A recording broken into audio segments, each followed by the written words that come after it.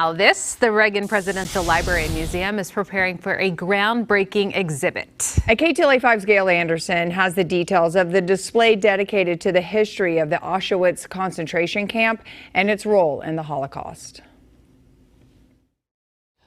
It's difficult to talk about this piece of history because you've certainly seen it in newsreels and anniversary pieces and historical pieces about the concentration camps in Auschwitz.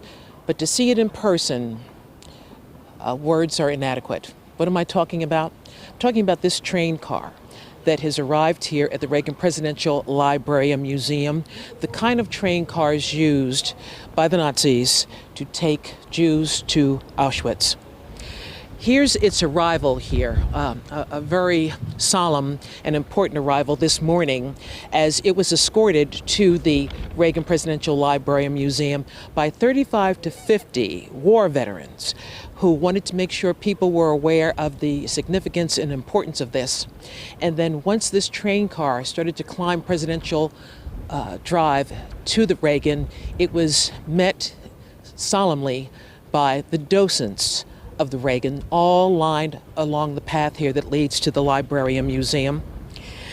This is the kind of train that was used, this one, to take Jews to Auschwitz. One of the essential functions of the train was to make the victims mobile and to bring them to factories of death.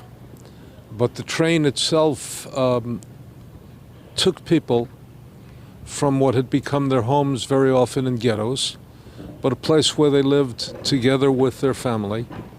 It brought them to an unknown destination.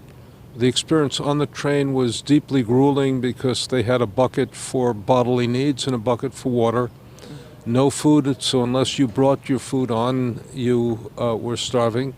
Oftentimes, if you came from countries like Greece or Hungary, it took 3 or 4 days. And it was hot in the summer, it was cold in the winter. This is an extraordinarily artifact-rich exhibition. We have 700 artifacts, many of them from the Auschwitz State Museum in Poland, which is the first time that they've allowed artifacts to come abroad. And they tell the story in a very detailed and a very personalized ways, because artifacts are what belong to individuals and what made the killing, what represents the people who were lost. And we also have artifacts that show the killing process itself. We also, in addition to the artifacts, we have films as part of the exhibition, so you hear from those who were there. We also have reconstructions of some of the basic apparatus by which the killing took place. The installation of this groundbreaking exhibit begins now. Auschwitz, not long ago, not far away, will be open to the public in March. In Simi Valley, Gail Anderson, KTLA 5 News. Thanks to Gail for that. Much more to come after we take a quick break.